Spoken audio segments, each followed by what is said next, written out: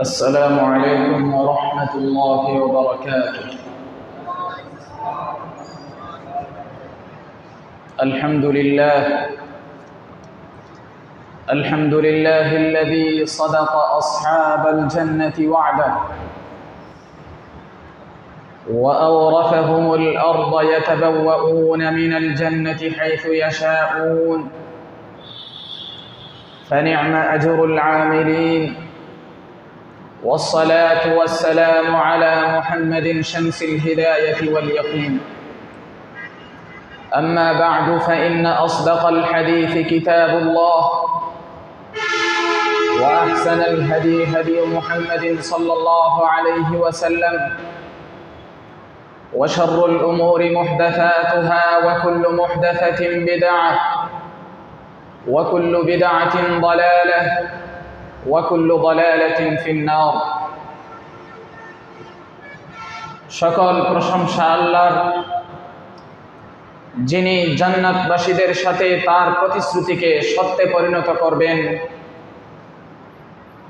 এবং তাদেরকে জান্নাতের এমন উত্তরাধিকারী বানাবেন যে তারা জান্নাতের যেখানে ইচ্ছা সেখানে বসবাস করতে পারবে। নেক আমলকারীদের প্রতিদান উত্তম প্রতিদান। দরুদ ও সালাম হেদায়েত এবং ইয়াকিনের সূর্য মুহাম্মাদের উপর। সর্বাধিক সত্যবাণী হচ্ছে আল্লাহর কিতাব, সর্বোত্তম পথ প্রদর্শন হচ্ছে মুহাম্মদ সাল্লাল্লাহু আলাইহি ওয়াসাল্লামের পথ প্রদর্শন। সর্বনিকৃষ্ট বিষয় হচ্ছে মুহাম্মদ সাল্লাল্লাহু আলাইহি ওয়াসাল্লামের দ্বীনের মাঝে কোরআন এবং সুন্নাহর বিপরীতে নতুন নতুন কিছু আবিষ্কার করা। এ ধরনের প্রত্যেক নব আবিষ্কৃত বিষয় হচ্ছে বিদআত। প্রতিটি বিদআত হচ্ছে ভ্রষ্টতা। সকল শ্রেণীর ভ্রষ্টরা এবং ভ্রষ্টতা জাহান্নামে নিক্ষিপ্ত হবে। আমার প্রিয় উপস্থিত ইমানদার ভাইয়েরা, আলোচনা করব নেফাক, কপটতা, দ্বিচারিতা এবং মুনাফিকদের সম্পর্কে। মহান মহিয়ান আল্লাহ এবং তার রাসূল সাল্লাল্লাহু আলাইহি ওয়াসাল্লাম নেফাক এবং মুনাফিকদের সম্পর্কে কি বলেছেন? কোরআনে কারীমের সূরা আল ইমরান 154 নম্বর আয়াতে আল্লাহ বলেছেন, আউযু বিল্লাহি মিনাশ শাইতানির রাজীম, সুম্মা আনজালা আলাইকুম মিন বা'দিল গাম্মি আমানাতান মুআসান ইয়াগশা তা'iফাতান মিনকুম ওয়া قد أهمتهم أنفسهم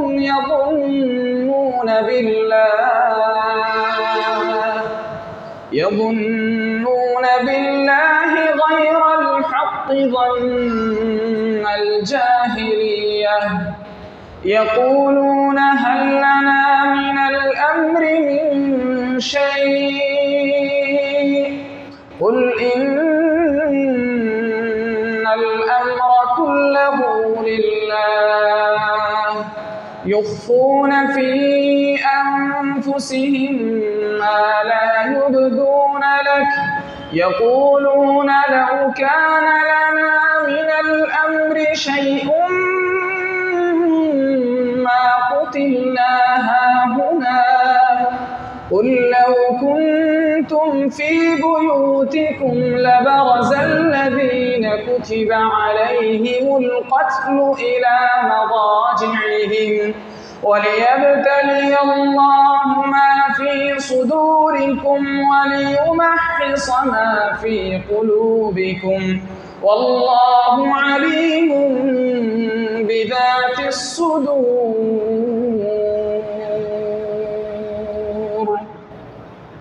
আল্লাহ তাআলা বলছেন, অতঃপর হে ঈমানদারগণ, তোমাদের উপর অবতীর্ণ হল দুঃখ কষ্টের পরে প্রশান্তি। অর্থাৎ যুদ্ধের ময়দানে দুঃখ কষ্টের এক পর্যায়ে আল্লাহ প্রশান্তি অর্থাৎ তন্দ্রার ভাব মুসলমানদের উপর নাজিল করলেন। ইয়াগশা তাইফাতাম মিনকুম, ঈমানদারদের একটা গ্রুপকে যুদ্ধের ময়দানে তন্দ্রা ঘুমের ভাব আচ্ছন্ন করে ফেলল, আর আরো একটা গ্রুপ যাদেরকে নিজেদের জান প্রাণ চিন্তায় ফেলে দিল। তারা আল্লাহর ব্যাপারে জাহিলদের মতো অজ্ঞতাপ্রসূত অবাস্তব ধারণা পোষণ করতে লাগলো। তারা বলতে লাগলো, হাল্লানা মিনাল আমরি মিন শাই, আমাদের এখতিয়ারে কি কোনো কিছু আছে? হে নবী, আপনি বলুন, নিঃসন্দেহে সমস্ত এখতিয়ার আল্লাহর কুদরতি হাতে। তারা নিজেদের মাঝে গোপন করে রাখে এমন বিষয় যা আপনার সামনে প্রকাশ করে না। তারা বলে, যদি কোনো এখতিয়ার আমাদের হাতে থাকতো তাহলে আমরা এখানে যুদ্ধের ময়দানে নিহত হতাম না।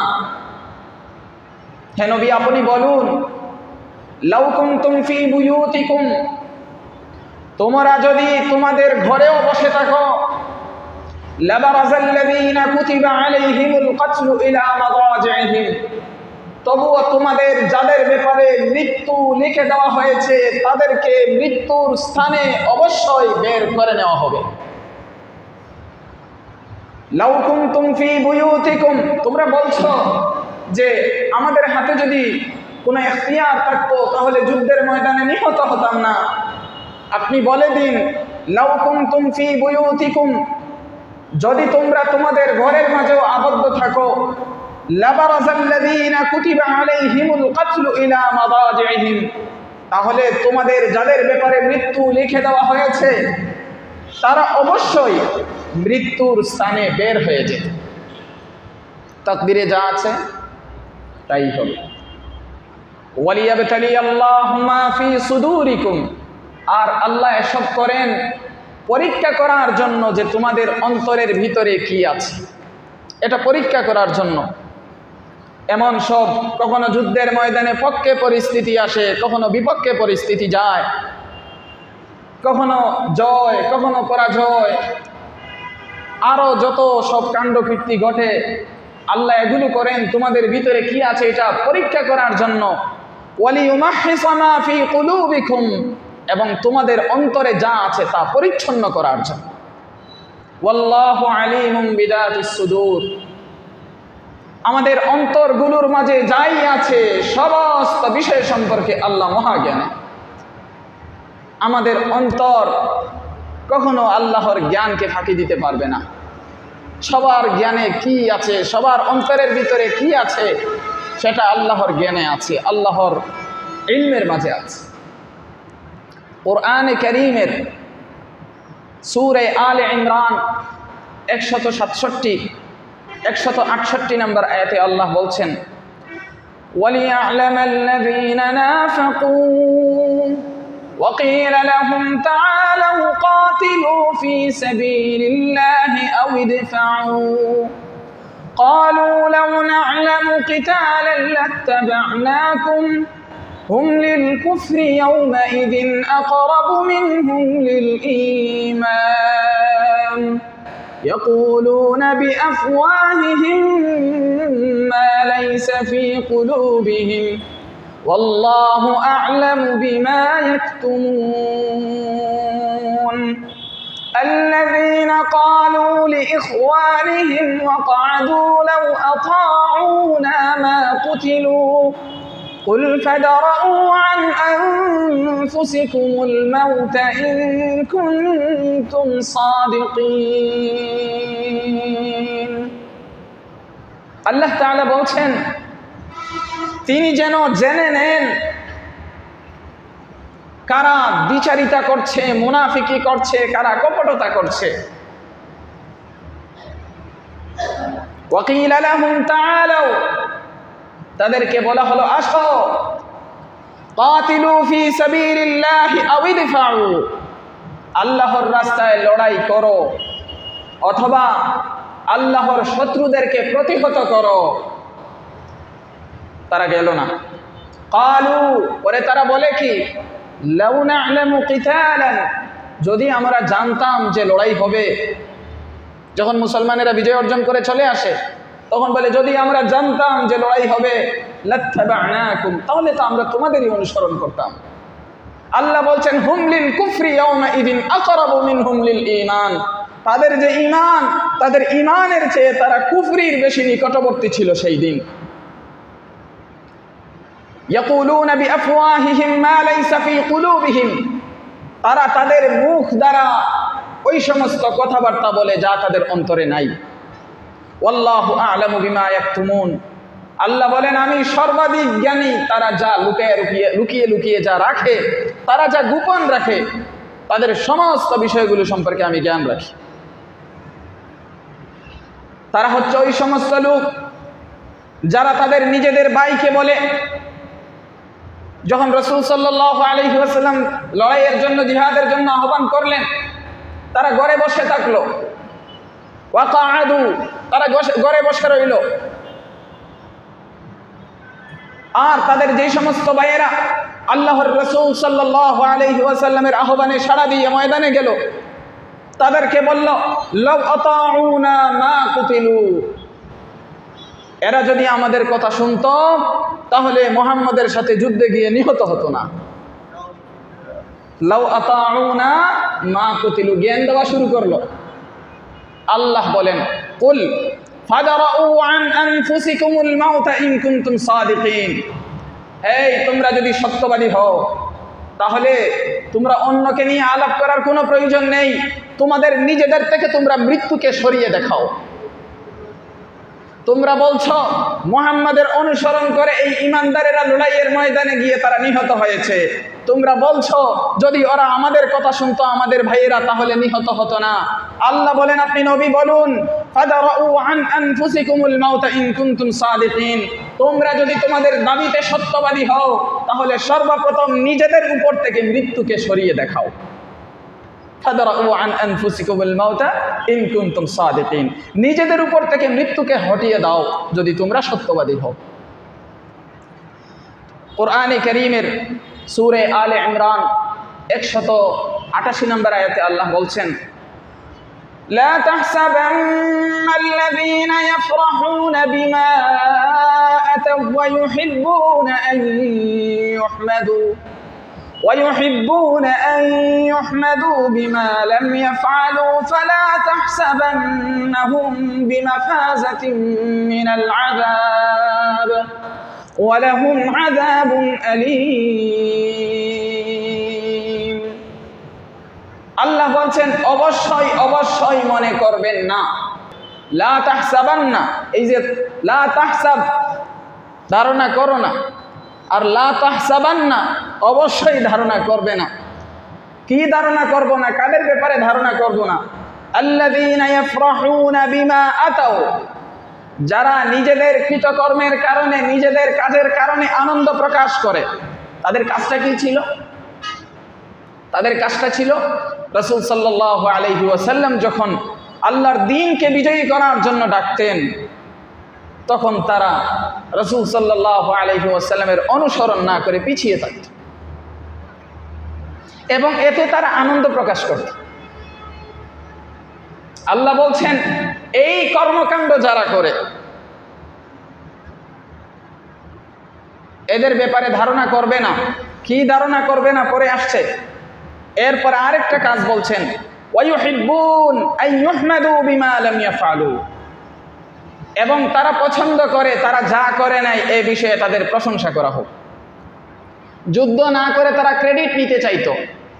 মুসলমানরা যুদ্ধে গিয়ে নিহত হলে তারা সমালোচনা করত, আমাদের কথা শুনলে তাদের এমন হতো না।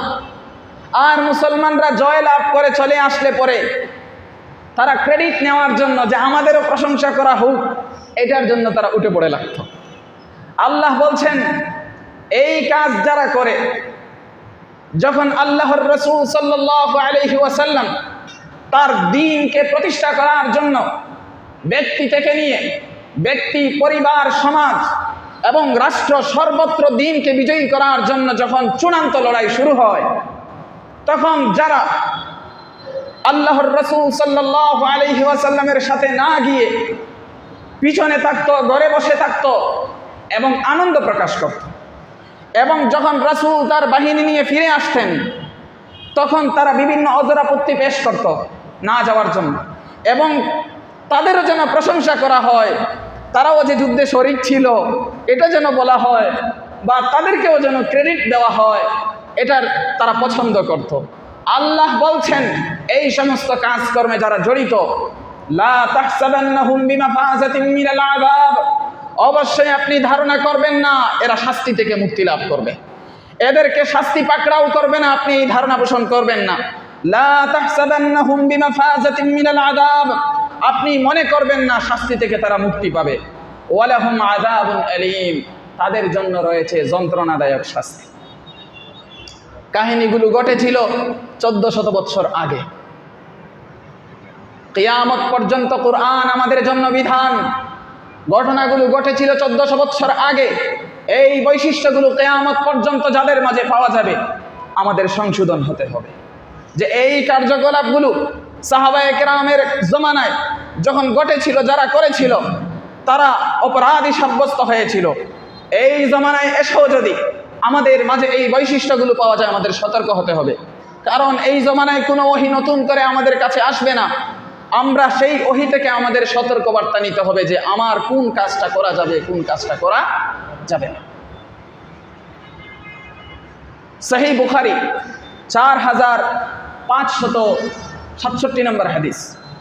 وعن أبي سعيد الخدري رضي الله عنه أن رجالا من المنافقين على عهد رسول الله صلى الله عليه وسلم كان إذا خرج رسول الله صلى الله عليه وسلم إلى الغزو تخلفوا عنه وفرحوا بمقعدهم خلاف رسول الله صلى الله عليه وسلم فإذا قدم رسول الله صلى الله عليه وسلم اعتذروا إليه وحلفوا وأحبوا أن يحمدوا بما لم يفعلوا فنزلت لا تحسبن الذين يفرحون بما أتوا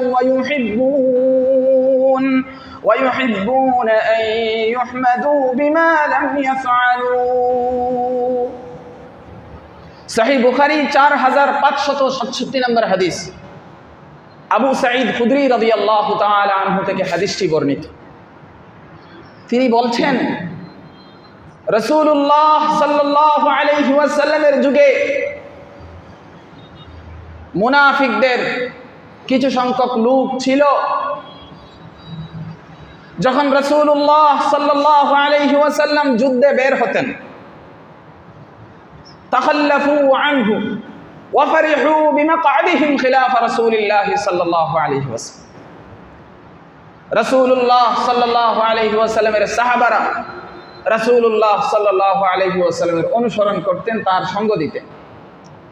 আর এই লোকগুলো রাসূল সাল্লাল্লাহু আলাইহি ওয়াসাল্লামের সঙ্গ না দিয়ে তারা বাড়িতে বসে থাকত।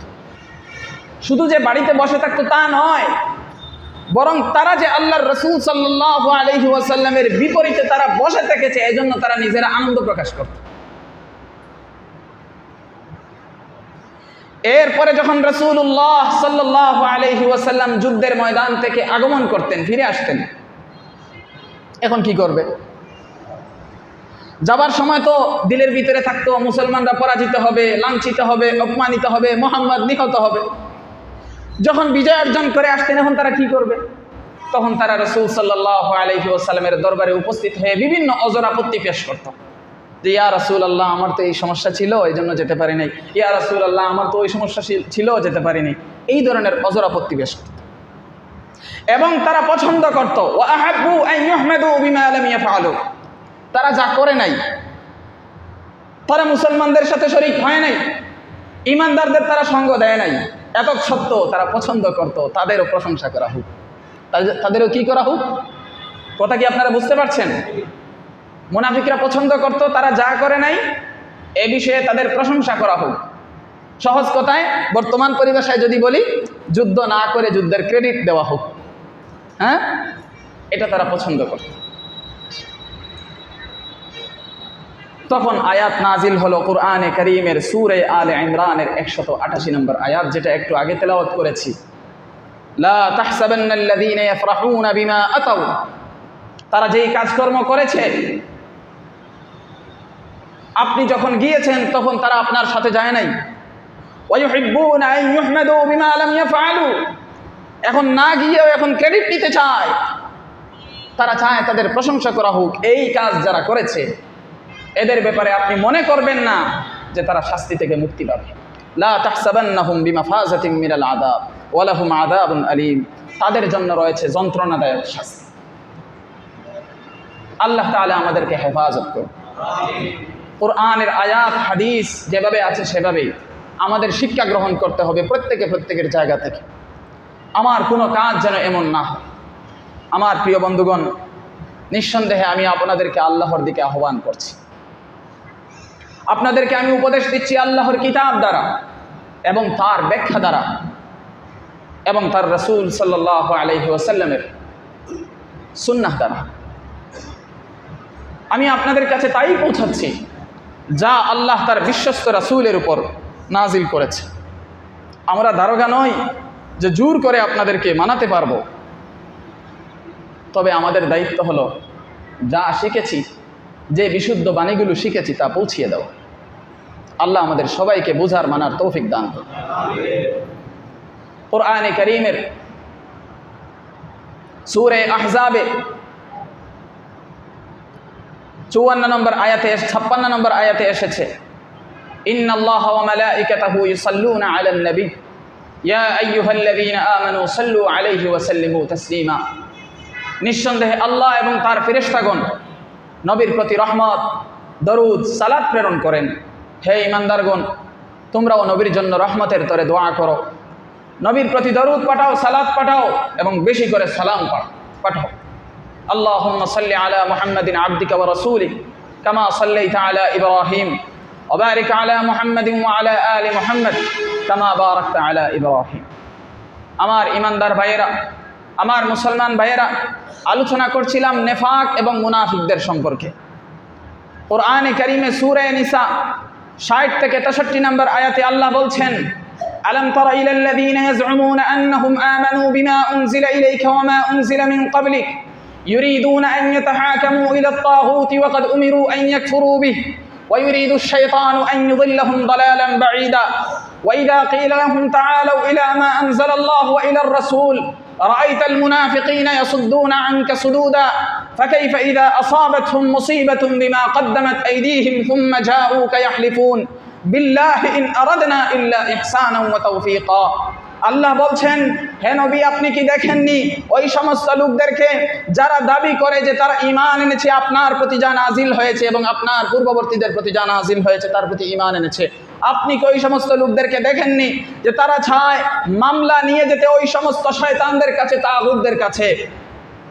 ওয়াকাদ উমিরু আন ইয়াকফুরু বিহি, অথচ তাদেরকে নির্দেশ দেওয়া হয়েছে তারা যেন তাগুতগুলোকে, শয়তানগুলোকে অস্বীকার করে। ওয়া ইউরিদু আশ-শাইতানু আন ইউদিল্লাহুম দালালান বাঈদা, শয়তান চায় তাদেরকে চরমভাবে বিভ্রান্ত করতে, বিভ্রান্তে লিপ্ত করতে, বিভ্রান্তিতে নিপতিত করতে। যখন তাদেরকে বলা হয় তোমরা আসো আল্লাহ যা নাজিল করেছেন তার প্রতি, রাসূল যা নাজিল করেছেন তার প্রতি, রাআইতাল মুনাফিকিনা ইয়াসুদ্দুনা আনকা সুদুদা, আপনি মুনাফিকদেরকে দেখবেন তারা আপনার থেকে ইয়াসুদ্দুনা আনকা সুদুদা, সম্পূর্ণরূপে আপনার থেকে মুখ ফিরিয়ে নিচ্ছে। فكيف إذا أصابتهم مصيبة بما قدمت أيديهم ثم جاءوك يحلفون, কেমন হবে যখন এই মুনাফিকদের উপর মুসিবত চলে আসবে তাদের আকাম কুকামের কারণে। ثم جاءوك يحلفون, অতঃপর আপনার কাছে তারা আসবে, ইয়াহলিফুনা বিল্লাহ, আল্লাহর নামে শপথ করতে করতে আসবে, তারা শপথ করে আপনাকে এটা সেটা বুঝাতে থাকবে, বুংবাং বুঝাতে থাকবে বিল্লাহ ইন আরাদনা ইল্লা ইহসানান ওয়া তাওফীকা, এবং আপনাকে বলতে থাকবে ইয়া রাসূলুল্লাহ, আমরা তো কেবল চেয়েছিলাম আপোষ মীমাংসা, আমরা তো কেবল চেয়েছিলাম শান্তি প্রতিষ্ঠা, আমরা তো কেবল চেয়েছিলাম এই কি বলে সংশোধন, আমরা তো কেবল চেয়েছিলাম কল্যাণ সাধনা, এই জন্য আমরা এই কাজ করেছি। আল্লাহ বলছেন উলাইকাল্লাযীনা ইয়ালামুল্লাহু মা ফী কুলুবিহিম, ওই সমস্ত লোকদের অন্তরে কি আছে আল্লাহ খুব ভালো করে জানেন।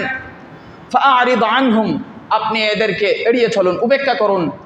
ওয়াকুল লাহু ওয়াইযহুম, আপনি তাদেরকে উপদেশ দিন। ওয়াকুল লাহুম ফী আনফুসিহিম কাওলাম বালীগা, এবং তাদেরকে এমন সব কথা বলুন যেগুলো তাদের উপকারে আসে। কুরআনে কারীমের সূরা নিসা 81 নম্বর আয়াতে আল্লাহ বলছেন ওয়ায়াকুলুনা তাআ, মুনাফিকেরা বলে কবুল করলাম, রাসূল যা বলেন কবুল করলাম, মানলাম। ফাইদা বারাজু মিন ইনদিকা, অগনবী যখন আপনার দরবার থেকে এরা বেরিয়ে যায়, ফাইদা বারাজু মিন ইনদিকা বাইয়াতা তাইফাতুম মিনহুম গায়রাল্লাযী তাকুল, আপনার দরবার থেকে বেরিয়ে যাওয়ার পরে তাদের একটা গ্রুপ আপনি যা বলেছেন তার বিপরীতে রাত্রিবেলা পরামর্শ করে। বাইয়াতা তাইফাতুম মিনহুম গায়রাল্লাযী তাকুল, আপনার দরবারে বলে ইয়া রাসূলুল্লাহ আপনি যা বললেন তা মেনে নিলাম, আর আপনার ঘর থেকে বেরিয়ে যাওয়ার পরে তারা রাত্রিবেলা, বাইয়াতা মানে রাত্রে পরামর্শ করা, বাইয়াতা তাইফাতুম মিনহুম, আমি কোরআনের আয়াতগুলো বলছি, বাইয়াতা তাইফাতুম মিনহুম গায়রাল্লাযী তাকুল, আপনি যা বলেছেন এর বিপরীতে তারা রাত্রিবেলা একটা গ্রুপ পরামর্শ করে। ওয়াল্লাহু ইয়াকতুবু মা ইউবাইয়িতুন, তারা যা আল্লাহু ইয়াকতুবু মা ইউবাইয়িতুন, আল্লাহ লিখে রাখেন তারা রাত্রিবেলা যা পরামর্শ করে। ফাআরিদ আনহুম, আপনি এদেরকে উপেক্ষা করুন, এড়িয়ে চলুন। ওয়া তাওয়াক্কাল আলাল্লাহ, আল্লাহর উপর আপনি ভরসা করুন। ওয়া কাফা বিল্লাহি ওয়াকিলা, কার্য সম্পাদনকারী হিসাবে আল্লাহ যথেষ্ট। কুরআনে কারীমের সূরা নিসা 88 নম্বর আয়াত, ফামা লাকুম ফিল মুনাফিকিনা ফিআতাইন ওয়াল্লাহু আরকাসাহুম বিমা কাসাবু আতুরিদুনা আন তাহদু মান আদাল্লাল্লাহ ওয়া মান ইউদ্লিলিল্লাহু ফালান তাজিদ লাহু সাবিলা। আল্লাহ বলছেন হে ঈমানদারেরা, তোমাদের কি হয়ে গেল, তোমরা মুনাফিকদের ব্যাপারে দুই দল হয়ে গেলে, তোমাদের কি হয়ে গেল, তোমরা মুনাফিকদের ব্যাপারে দুই দল হয়ে গেলে। ফামা লাকুম ফিল মুনাফিকিনা ফিআতাইন ওয়াল্লাহু আরকাসাহুম বিমা কাসাবু, অথচ আল্লাহ তাদেরকে তাদের কৃতকর্মের কারণে উল্টো দিকে অর্থাৎ কুফরির দিকে ফিরিয়ে দিয়েছেন। ফামা লাকুম ফিল মুনাফিকিনা ফিআতাইন, তোমাদের কি হয়ে গেল, তোমরা মুনাফিকদের ব্যাপারে দুই দল হয়ে গেলে। ওয়াল্লাহু আরকাসাহুম বিমা কাসাবু, অথচ আল্লাহ এই মুনাফিকদের কৃতকর্মের কারণে তাদেরকে উল্টো দিকে অর্থাৎ কুফরির দিকে ফিরিয়ে দিয়েছেন। আতুরিদুন আন তাহদু মান আদাল্লাল্লাহ, আল্লাহ যাদেরকে ভ্রষ্ট করেছেন তোমরা কি তাদেরকে হেদায়েত দিতে চাও? আল্লাহর প্রশ্ন, আতুরিদুন আন তাহদু মান আদাল্লাল্লাহ, আল্লাহ যেগুলোকে ভ্রষ্ট করেছেন তোমরা কি জোর করে তাদেরকে হেদায়েত দিবা? ওয়া মান ইউদ্লিলিল্লাহু ফালান তাজিদ লাহু সাবিলা, আল্লাহ যেগুলোকে ভ্রষ্ট করেছেন এগুলোর জন্য কোনো হেদায়েতের পথ নেই। ফালান তাজিদ লাহু সাবিলা, কোনো পথ পাবে না তুমি। এই আয়াতটা বোঝার জন্য একটা হাদিস শুনলে আরো পরিষ্কারভাবে বুঝবেন। সহিহ বুখারী 4050 নম্বর হাদিস। وعن زيد بن ثابت رضي الله عنه قال لما خرج النبي صلى الله عليه وسلم إلى أحد رجع ناس ممن خرج معه وكان أصحاب النبي صلى الله عليه وسلم فرقتين، فرقة تقول نقاتلهم وفرقة تقول لا نقاتلهم، فنزلت فما لكم في المنافقين فئتين والله أركسهم بما كسبوا أتريدون أن تهدوا من أضل الله ومن يضلل الله فلن تجد له سبيلا وقال إنها طيبة تنفي الذنوب كما تنفي النار خبث الفضة। সহিহ বুখারী 4050 নম্বর হাদিস। আজ থেকে 1400 বছর আগে নবীজি বলে গেছেন, কিন্তু তার কার্যক্রম কিয়ামত পর্যন্ত চলবে। কথা বুঝে আসছে? অর্থাৎ আমরা এগুলো শুনে কি করব? আমরা এগুলো শুনে আমাদের মাঝে যদি এ ধরনের কোনো বৈশিষ্ট্য থাকে, আমাদেরকে বাঁচতে হবে। কথা বুঝে আসছে? নাকি নতুন কোনো নবী আসবেন নতুন কোনো ওহী আসবে, বলা হবে যে অমুক মুনাফিক, অমুক কাফির, এগুলো থেকে এরকম তো বলা হবে না। বরং যা এসেছে এগুলো দেখতে হবে, ওই সিমটমগুলো যদি আমার আপনার মাঝে মিলে এগুলো ছাড়তে হবে। এই তো। এখন এখানে কি বলছেন? যায়েদ বিন সাবিত রাদিয়াল্লাহু আনহু, নবীজির একজন সাহাবী, তিনি বলছেন, যখন নবী সাল্লাল্লাহু আলাইহি ওয়াসাল্লাম উহুদের যুদ্ধে গেলেন, এই যুদ্ধের নাম শুনছেন আপনারা? মাশাআল্লাহ। যখন নবীজি সাল্লাল্লাহু আলাইহি ওয়াসাল্লাম উহুদের যুদ্ধে গেলেন, আরবিতে বলে উহুদ, আর বাংলায় বললাম উহুদ। হজে যারা যান, উহুদ পাহাড় নামে একটা পাহাড় আছে, এখন এটাকে মনে হয় কেটে কেটে ছোট করে ফেলতেছে। যারা হজে গিয়েছেন তারাই ভালো জানেন। তো এই উহুদ পাহাড়ের পাদদেশে যুদ্ধটা হয়েছিল। তো নবী সাল্লাল্লাহু আলাইহি ওয়াসাল্লাম যখন উহুদের যুদ্ধে বের হলেন, তখন তার সাথে অনেক লোক যুদ্ধের জন্য বের হলো। কিছু পথ যাওয়ার পরে বিশাল একটা সংখ্যক লোক আবার ফেরত চলে আসলো, নবীজিকে ফেলে রেখে। এখন এই যারা নবীজির সাথে গিয়ে যারা ফেরত আসলো, এদের ব্যাপারে সাহাবায়ে কেরাম দুই গ্রুপ হয়ে গেলেন। কয় গ্রুপ? দুই গ্রুপ। এক গ্রুপ বললেন আমাদের এদের সাথে লড়াই করতে হবে, এগুলো গাদ্দারি করছে। আর আরেক গ্রুপ বললেন না, এদের সাথে লড়াই করব না। কথাটা বুঝতে পারছেন? কাদের ব্যাপারে দুই গ্রুপ হয়েছে? ওই যারা নবীজির সাথে গিয়ে আবার পথ থেকে ফিরে আসছে। একদল সাহাবায়ে কেরাম বলছেন এগুলোর সাথে লড়াই করব, আর আরেকদল বলছেন না, এগুলোর সাথে লড়াই করব না। তখন আল্লাহ নিজে আয়াত নাজিল করলেন। কার উপর? মুহাম্মদ সাল্লাল্লাহু আলাইহি ওয়াসাল্লামের উপর। আয়াত নাজিল করে মুমিনদেরকে সম্বোধন করলেন, ফামা আলাইকুম, কি হয়েছে, সমস্যাটা কি? তোমরা মুনাফিকদের ব্যাপারে দুই ভাগ হচ্ছ কেন? মানে একদল বলছেন লড়াই করব, আরেকদল বলছেন লড়াই করবে না, দুই ভাগ কেন? সিদ্ধান্ত একটা নেও। এরপরে আল্লাহ বলছেন, আল্লাহু আরকাসাহুম বিমা কাসাবু, এদের যে কৃতকর্ম যা করেছে এরা, এদের এই কাণ্ডকীর্তির কারণে আল্লাহ এদেরকে উল্টা দিকে ঘুরিয়ে দিচ্ছেন। অর্থাৎ আগে ছিল ঈমানের দিকে, এখন সম্পূর্ণ 100 ডিগ্রিতে তারা কুফরের দিকে। আতুরিদুনা আন তাহদু মান আদাল্লাল্লাহ, তোমরা কি চাচ্ছ যাদেরকে আল্লাহ ভ্রষ্ট করেছেন তাদেরকে হেদায়েত দিয়ে দিবে? এরপরে নবীজি বলছেন, ইন্নাহা তাইবা, মদিনা হচ্ছে পবিত্র। মদিনা কি? মদিনা নাম শুনছেন? কে এখানে শুয়ে আছেন? সবাই বলেন, কে শুয়ে আছেন মদিনায়? ইসলামের প্রথম রাষ্ট্র কোনটা? মদিনা। কোনটা? মদিনা।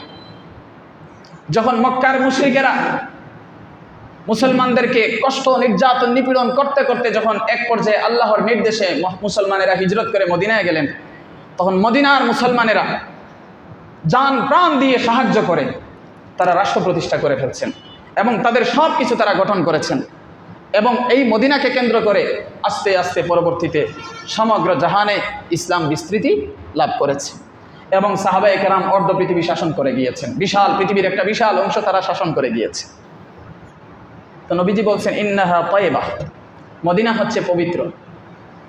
তানফিদ যুনুব, এই মদিনা সমস্ত পাপাচার এবং পাপিষ্ঠদেরকে পরিষ্কার করে দেয়। এখানে পাপাচারের এবং পাপিষ্ঠদের চান্স নেই। কামা তানফিন নারু খাবাথাল ফিদ্দা, যেভাবে আগুন রূপার যে ময়লা আছে সেই ময়লাকে যেভাবে পরিষ্কার পরিচ্ছন্ন করে দেয়, ঠিক তেমনিভাবে মদিনা সমস্ত পাপিষ্ঠ এবং পাপাচার থেকে পরিষ্কার পরিচ্ছন্ন করে দেয়। অর্থাৎ মদিনাতে কোনো পাপাচারীর, পাপিষ্ঠের, মুনাফিকের টাইম নেই। কথা বুঝে আসছে? এবং কিয়ামতের আগেও মদিনায় যত দুষ্ট চরিত্রের লোক আছে সবগুলোকে আল্লাহ তাআলা বিভিন্ন সিস্টেমে এখান থেকে বের করে দেবেন। এর মাঝে একটা কথা আছে, বিশাল ভূমিকম্প হবে, সবগুলোকে ধাক্কা দিয়ে এখান থেকে বের করে দেবে। আমার ভাইয়েরা, আমার প্রিয় উপস্থিত মুসলমানেরা, যখন সংকটের পরিস্থিতি আসে, কষ্টের যখন পরিস্থিতি আসে, সংকটময় মুহূর্ত আসে, তখন মানুষের আসল চরিত্র প্রকাশ পায়। মানুষের ভিতরে কি আছে সেটা জাহির হয়, সেটা প্রকাশ পায়। যখন মানুষের বিপদসংকুল সময় আসে, কষ্টের সময় আসে, তখন সত্যকে মিথ্যা থেকে আলাদা করে দেয় সেই পরিস্থিতি। যখন বিপদ সংকটময় মুহূর্ত আসে, তখন মন্দ থেকে ভালোকে আলাদা করে দেয়। আল্লাহ তাআলা আমাদেরকে সেই বিপদের সময় ঈমানের পরিচয় দেওয়ার তৌফিক দান করুন এবং নেফাক এবং মুনাফিকি থেকে বেঁচে থাকার তৌফিক দান করুন। আমার আলোচনা এই 2 সপ্তাহ ধরে চলছে নেফাক এবং মুনাফিক সম্পর্কে, আরও আগামীতে চলবে। আল্লাহ তাআলা আমাদেরকে কোরআন ও সুন্নাহর এই আলোচনা থেকে আমাদেরকে সত্য সঠিক গ্রহণ করার তৌফিক দান করুন। আল্লাহর বান্দাগণ, আল্লাহ আপনাদেরকে রহম করুন, দয়া করুন। আল্লাহ আপনাদেরকে নেফাক এবং মুনাফিকদের ষড়যন্ত্র থেকে হেফাজত করুন। হে আমাদের আল্লাহ, আপনি আমাদের ঈমানকে, আপনি আমাদের ইসলামকে হেফাজত করুন। হে আমাদের আল্লাহ, আমাদের অন্তরকে, আমাদের অন্তঃস্থলকে আপনার প্রতিষ্ঠিত দ্বীনের উপর অটল অবিচল রাখুন। হে আমাদের আল্লাহ, আপনি আমাদের মালিক, আপনি আমাদেরকে ষড়যন্ত্রকারী মুনাফিকদের ষড়যন্ত্র থেকে এবং ষড়যন্ত্রকারী মুনাফিকদের বিরুদ্ধে আমাদেরকে জয়যুক্ত করুন। পৃথিবীর ইতিহাসে মুসলমানদের যত পতন হয়েছে মুনাফিকদের কারণে, এবং বর্তমান বিশ্ব ব্যবস্থায় আমাদের 56টা মুসলিম রাষ্ট্র আছে, কিন্তু এতগুলো মুসলিম রাষ্ট্র থাকার পরে, এত লক্ষ লক্ষ সেনাবাহিনী থাকার পরেও কেন আমরা নির্যাতিত? কারণ আমাদের শাসকরা কখনো ইমানদারির পরিচয় দেয় নাই। আমাদের শাসকরা কখনো ইমানদারির পরিচয় দেয় নাই। আমাদের শাসকরা কখনো ইমানদারির পরিচয় দেয় নাই। আমাদের নেতারা কখনো ইমানদারির পরিচয় দেয় নাই। যেভাবে রাষ্ট্রের মধ্যে নেতারা ইমানদারির পরিচয় দেয় না, ঠিক তেমনিভাবে প্রত্যেকটা বিভাগেও ইমানদারির পরিচয় দেয় না। ঠিক তেমনিভাবে নেতারা প্রত্যেকটা থানায়ও ইমানদারির পরিচয় দেয় না। ঠিক তেমনিভাবে নেতারা প্রত্যেকটা ইউনিয়নে ইমানদারির পরিচয় দেয় না। প্রত্যেকটা নেতারা সিটি কর্পোরেশনে ইমানদারির পরিচয় দেয় না। প্রত্যেকটা নেতারা প্রত্যেকের ইউনিয়নে ইমানদারির পরিচয় দেয় না। প্রত্যেকটা নেতারা প্রত্যেকটা ওয়ার্ডেও ইমানদারির পরিচয় দেয় না। প্রত্যেকটা নেতারা প্রত্যেকটা গ্রামেও ইমানদারির পরিচয় দেয় না। প্রত্যেকটা নেতারা প্রত্যেকটা ওয়ার্ডেও ইমানদারির পরিচয় দেয় না। প্রত্যেকটা মহল্লায় ইমানদারির পরিচয় দেয় না। সব জায়গায় তারা 2 নম্বরই করে, যার কারণে মুসলমানরা আজ নিপীড়িত, লাঞ্ছিত, অপমানিত। আজ তুমি ফিলিস্তিনের মুসলমানদের জন্য আফসোস করো, অথচ নিজের জায়গায় নিজের ঘরের মধ্যে তোমরা 2 ভাগ হয়ে রয়েছ। আজ তুমি মায়ানমারের মুসলমানদের জন্য আফসোস করো, অথচ নিজের ঘরের মাঝে তোমরা 2 ভাগ হয়ে রয়েছ। আজ মুসলমান কাশ্মীরের মুসলমানের জন্য আফসোস করো, অথচ নিজের ঘরের মাঝে 2 ভাগ হয়ে রয়েছ। একদল ইমানের পক্ষে যাচ্ছ, আরেকদল কুফরির দিকে হাঁটছ। দিন শেষে নামাজ পড়ছো, রোজা রাখছো, হজের কথা বলছো, আর যখনই দিন প্রতিষ্ঠার কথা আসছে তখনই বিচারিতা প্রদর্শন করছো, ক্ষমতার খেলা খেলছো। লা হাওলা ওয়ালা কুওয়াতা ইল্লা বিল্লাহ। একদিনে সবকিছু হয় না, এক জায়গা থেকে সবকিছু হয় না। সব জায়গা থেকে প্রতিটা মুসলমানের দায়িত্ব হলো ইমানদারির দিকে হাঁটা। আজকে আমরা সরকারকে দোষী, আমি নিজের দোষ খোঁজার চেষ্টা করি। সরকার এমনি সরকার হয় নাই, সরকার এমনি ভুল পথে হাঁটে নাই, বরং সরকারের পিছনে যখন আমরা তাকে উল্টো দিকে আমরা তেল দেই তখন সে উল্টো দিকে হাঁটে। যখন আমরা ভালো দিকে তেল দিব তখন ভালো দিকে হাঁটবে। যখন 64টা জেলায় যখন 64টা নেতা সরকারকে দিকভ্রান্ত দিকে উল্টো দিকে পথ দেখাবে, তখন সরকার প্রধান উল্টো দিকেই ঘুরবে। সেই দায়টা আমরা নিতে চাই না। আমরা জায়গায় বসে বসে সরকারকে দোষী, ফিলিস্তিনের সরকারকে দোষী অবশ্যই তারা দোষী। আমরা সৌদির সরকারকে দোষী, অবশ্যই তারা দোষী। কিন্তু কথা হলো, আমি আমার নিজের ঘরের মধ্যেও তো অপরাধ করে বেড়াচ্ছি, আমিও তো নেফাকির আশ্রয় নিচ্ছি। আমার ঘরের মধ্যে যখন ইমানের কথা হয় তখন আমি ইমানের কথা বাদ দিয়ে কুফরির কথা আলোচনা করি। আমার ঘরে যখন আমার দ্বীনের কথা হয় তখন আমি দ্বীন প্রতিষ্ঠার বিষয়টা এড়িয়ে চলি। আমি আমার কর্তৃত্ব নিয়ে চিন্তা করি। কিসের কর্তৃত্ব, কিসের নেতৃত্ব, কিসের কি চাও? তুমি যদি আল্লাহর জমিনে প্রতিটা জায়গায় তুমি দ্বীন প্রতিষ্ঠা চাও, তাহলে সর্বপ্রথম তোমার নিজের মধ্যে থেকে তোমার 3.5 হাত বডির বিরুদ্ধে তোমাকে বিদ্রোহ করতে হবে। যে আমার চক্ষু যদি উল্টা কথা বলে আমি তা শুনবো না, আমার হাত যদি উল্টা কথা বলে আমি তা শুনবো না, আমার পা যদি উল্টা কথা বলে আমি তা শুনবো না, আমার অন্তর যদি উল্টা কথা বলে আমি তা শুনবো না। সর্বপ্রথম বিদ্রোহ হতে হবে নিজের বিরুদ্ধে, তারপরের বিদ্রোহ হবে পরিবারের বিরুদ্ধে, তারপরের বিদ্রোহ হবে সমাজের বিরুদ্ধে, তারপরের বিদ্রোহ হবে ইউনিয়নের বিরুদ্ধে, তারপরের বিদ্রোহ হবে থানার বিরুদ্ধে, তারপরের বিদ্রোহ হবে জেলার বিরুদ্ধে, তারপরের বিদ্রোহ হবে এই বিভাগের বিরুদ্ধে, তারপরের বিদ্রোহ করো রাষ্ট্রের বিরুদ্ধে। এই সিস্টেমে না করার কারণে রাষ্ট্রের সরকার ঠিকই পাল্টায় কিন্তু নীতি পাল্টায় না। কারণ যেই লাউ সেই কদু, যেই আকাম্যারা আমরা আগে ছিলাম সেই আকাম্যারা আগে আছি, যেই অপরাধগুলো আগেও ছিল সেই অপরাধগুলো এখনো আছে, যেই লুটতরাজ আগেও ছিল সেই লুটতরাজ এখনো আছে, যেই চাঁদাবাজি আগেও ছিল সেই চাঁদাবাজ এখনো আছে। কেন? কারণ আমাদের নীতি নাই, আমরা নীতি বুঝি না। কোরআন সুন্নাহ বাদ দিয়ে নীতি প্রণয়ন করতে চাই, আমাদের কপালে আমাদের ভালো কিছু জুটবে না। আমরা সংবিধান প্রণয়ন করি আল্লাহর কোরআন বাদ দিয়ে, রসুলের সুন্নাহ বাদ দিয়ে আমরা সংবিধান প্রণয়ন করি। আমেরিকায় একটা ডিগ্রি লাভ করলো তাকে দিয়ে আমরা কোরআন সুন্নাহ বিবর্জিত কাজ করি। আবার আমরাই সমালোচনা করি কেন কোরআন সুন্নাহ বিবর্জিত সংবিধান করছে। করবে না কেন? আপনি আপনার সমাজের ভিতরেই তো কোরআন সুন্নাহ বিবর্জিত কাজ করেন। যখন আপনাকে বলা হচ্ছে কোরআনের কাজ করুন, সুন্নাহর কাজ করুন, তখন আমি কোরআন এবং সুন্নাহর কথা অনুসরণ না করে আপনি উল্টাপাল্টা কথা বলছেন কেন? কথা কি বুঝতে পারছেন আপনারা?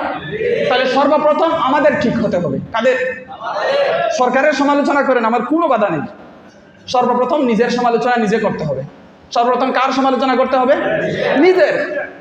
আমার নিজের নাই ঠিক, আমি আরেকজনের সমালোচনা করে লাভ কি? সে যে সমালোচনার পাত্র তা তো অস্বীকার করার কোনো সুযোগ নেই, কিন্তু আমিও তো তার সহযোগী। আমি যেরকম চুরি করি সেও চুরি করে, সে হয়তো 1 কোটি টাকা করে, আমি 10 টাকা করি, এই তো। এই জন্য সর্বপ্রথম বিদ্রোহটা নিজের বিরুদ্ধে হতে হবে। কোরআন সুন্নাহ শুধুমাত্র 1400 বছর আগের জন্য ছিল না, বরং এটা কিয়ামত পর্যন্ত থাকবে।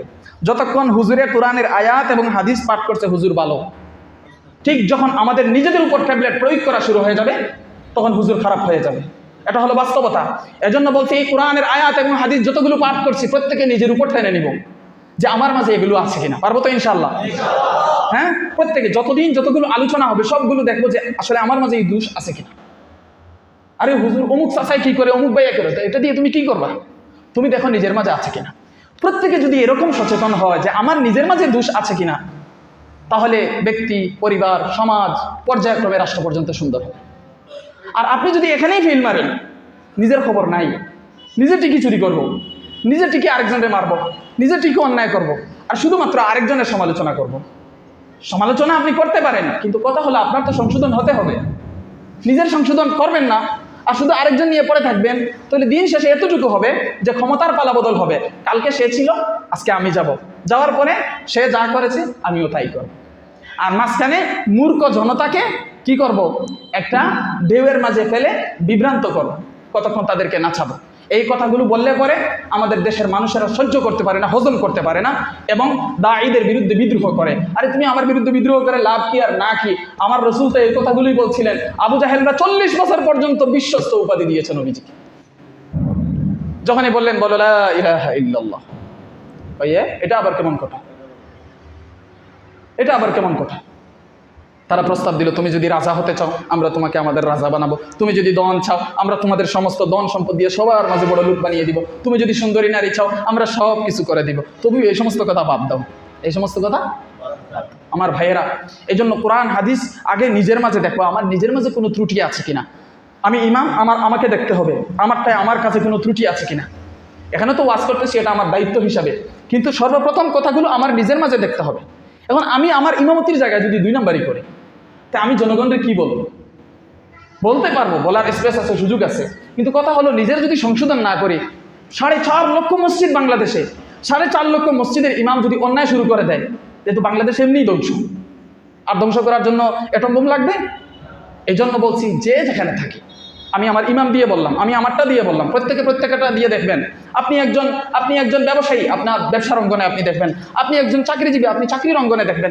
যে যেখানে আছেন প্রত্যেকে যার যার জায়গা দেখবেন যে এই জায়গার মানুষগুলো যদি সবাই ন্যায় নীতি ছাড়া কাজ শুরু করে দেয়, ধ্বংস হতে দেশ সময় লাগবে না। এই জন্য আমার ভাইয়েরা, আমরা যে যেখানে আছি প্রত্যেকে কোরআন সুন্নাহর ওয়াজটা সর্বপ্রথম নিজের উপর প্রয়োগ করব, যে আমার এখানে কোনো দোষ আছে কিনা, আমি এটা ছাড়তে পারি কিনা। পারবো তো ইনশাআল্লাহ? নাকি উল্টা কিছু বুঝলেন? হ্যাঁ, এটা বড় সমস্যা, উল্টা বুঝলেন না। হ্যাঁ, বা বুঝলেন। আল্লাহ সবাই বোঝার তৌফিক দান করুন। ওয়া মা আলাইনা ইল্লাল বালাগুল মুবিন।